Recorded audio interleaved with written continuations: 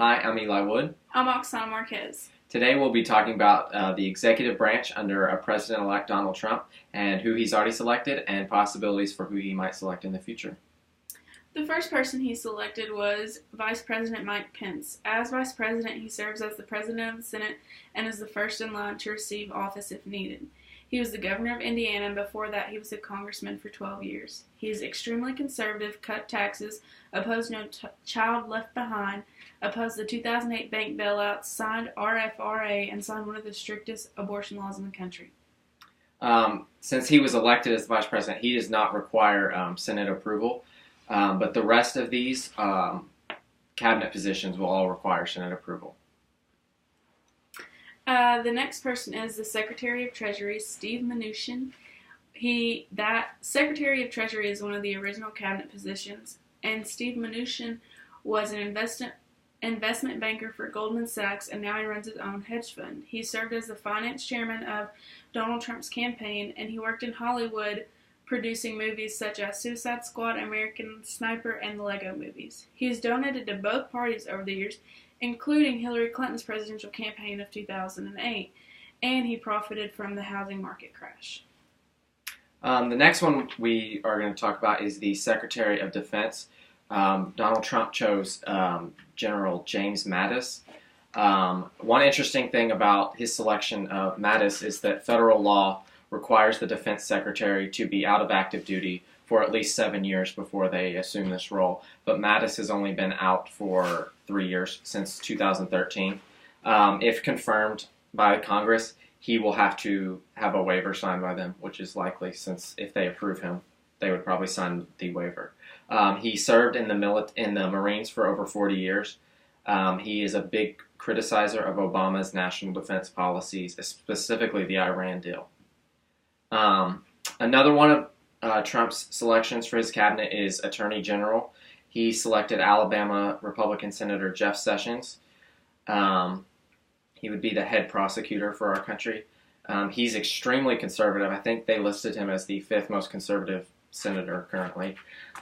He's one of the first members of Congress to actually endorse Donald Trump when he was on his campaign, even while there were like 17 other Republicans running. He served for 2 decades as a senator for Alabama. Before that, he was Alabama's Attorney General, and he chaired Trump's National Security Advisory Committee on his campaign.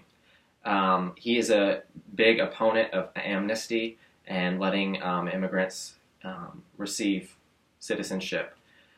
He's against gay marriage and abortion and legalization of marijuana. So like I said, he's a very conservative guy.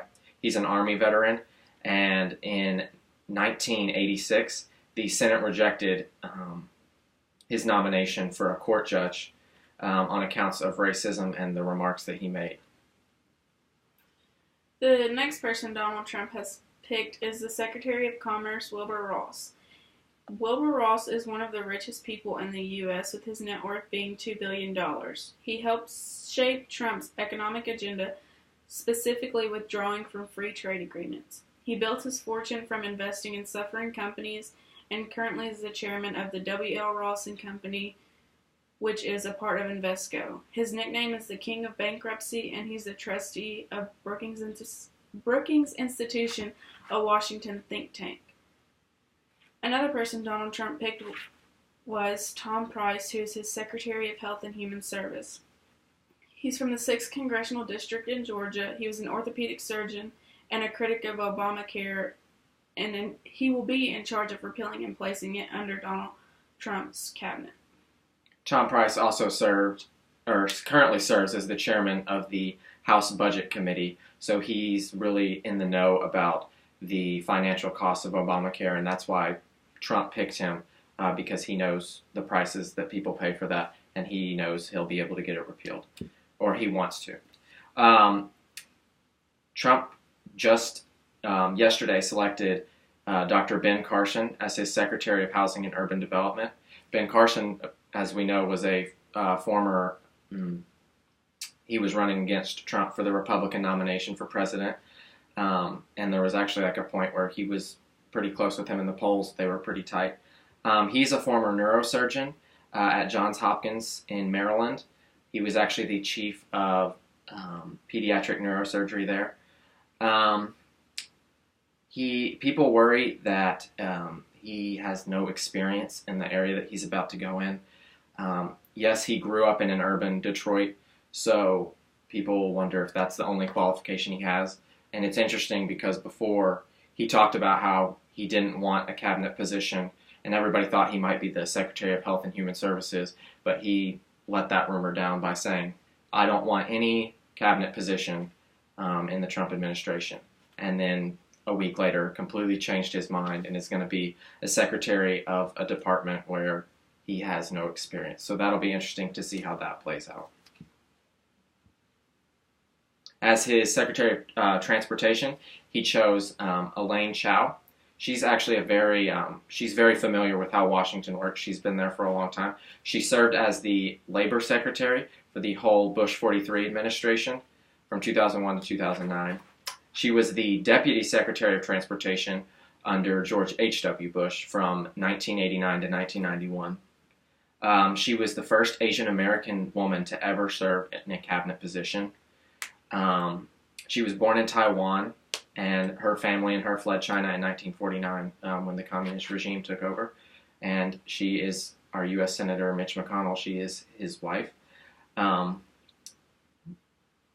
The next person Donald Trump picked is the Secretary of Education, Betsy DeVos. She's a conservative activist and a billionaire philanthropist. Neither of her children attend public school. She's a proponent of private school voucher programs, former chairman of Michigan Republican Party. She first backed Carly Fiorina, then she backed Jeb Bush, and then she backed Marco Rubio, and lastly, I assume she backed Donald Trump. In March, she said that Trump does not represent the Republican Party at all, and proponents of public schools and teacher unions will likely oppose her. The person that Donald Trump picked for his CIA director is Mike Pompeo. Pompeo. He was first in his class at West Point, and he attended Harvard Law. He served 5 years in the Army. He serves on the House Permanent Select Committee on Intelligence. He attacked Hillary Clinton on things such as Benghazi and the emails. He backed Marco Rubio and was chairman of his campaign in Kansas. He thinks that Edward Snowden should be executed and opposes the Iran nuclear deal. He was picked as the CIA director the day after he made that statement.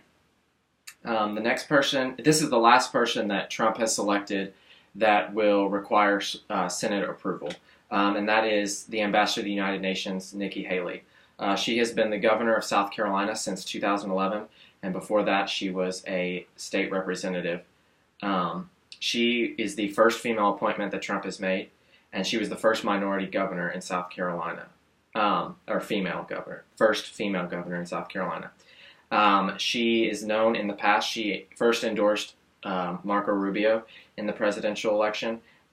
She said she actually gave the response this year to Obama's State of the Union address and called out Donald Trump and calling some of the angriest voices that we hear these days are from him. People worry that she has little foreign policy experience, which is true. She's worked as a governor. Her big things are the economy and creating jobs. So a lot of people see this as kind of a stepping stone for her, as she's a rising star in the GOP, as to possibly be maybe a Secretary of State or maybe National Security Advisor to the President in the future, and hopefully lead to even bigger things. Now, that's all the ones that have been announced. There's other cabinet positions which will require Senate approval, but that Trump has not selected anybody yet. The major one of these is the Secretary of State, and there's 4 people that are kind of on the main list for this, and that would be Senator Bob Corker from Tennessee. He is the Senate Foreign Relations Committee chairman, so he's kind of the go-to person that you would think that Trump would appoint to this. But at the same time, because that happens, a lot of times what your head tells you makes sense for Trump doesn't actually happen. He's also considering former UN Ambassador John Bolton, David Petraeus, who was the former CIA director and former commander of U.S. Central Command, and 2012 GOP nominee for president Mitt Romney. think the most likely choice, my head tells me that it's going to be someone like a Bob Corker from Tennessee. That makes the most sense logically. But then again, my gut tells me something like a David Petraeus, because that seems to go with the trend that Donald Trump is kind of going with right now. On the other positions, we're just going to take an educated guess of who we think that he might pick. For Secretary of Interior, we think it would possibly be Mary Fallin, who's the governor of Oklahoma. She was a big supporter of Trump during the campaign, so there might have been some deals made there with her. For Secretary of Agriculture, we think it will be Sid Miller, who's the Ag Commissioner of Texas. Secretary of Labor, Victoria Limpnick. She's the Equal Employment Opportunity Commissioner. Secretary of Energy, Rick Perry. Secretary of Veteran Affairs, we think will be Jeff Miller, who's a former congressman of Florida and the House Veteran Affairs Chairman. For Secretary of Homeland Security, we think it will be Representative Michael McCall of Texas. He's the House Homeland Security Committee Chairman, so he's kind of the guy that you would think would get that position, and there's been very many rumors about that. And then his selected White House staff, so far These do not require any Senate approval. Picked his chief of staff to be Reince Priebus. He's the chairman of the Republican National Committee right now, so he has been helping Trump in his election.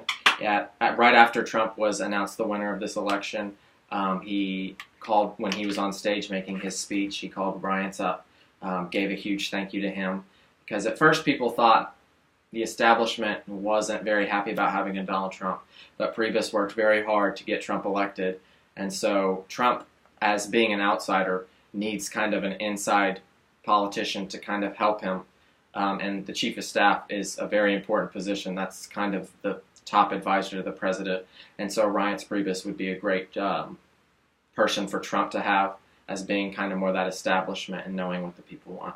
But at the same time, it looks kind of not like what a lot of people would have wanted, because they saw Trump as this very far-right person, and then all of a sudden they're like, oh, maybe when he gets elected he'll start switching his ways, and then he chooses the chairman of the Republican Party as his chief of staff, which makes it look like he might not be willing to compromise anything. For his chief strategist, he picked Steve Bannon, who was the CEO for the Donald Trump campaign, and he's the executive chair of Breitbart, which is an alt-right news group. The best definition for an alt-right that I can give is kind of like a white supremacist. It's really controversial that he picked Steve Bannon, because Steve Bannon is so out there with his alt-right opinions, and it just kind of goes behind the hate-fueled campaign that Donald Trump has really had, or that Americans perceive that he's had who didn't vote for him. And the last person that we're going to talk about on his White House staff is his national security advisor. He chose Michael Flynn, which is a retired Army Lieutenant General.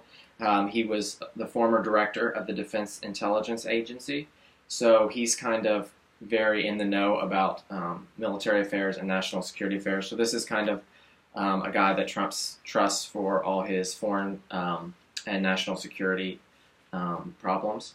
And so it'll be interesting to see how these positions all play out, and there's still many more to come.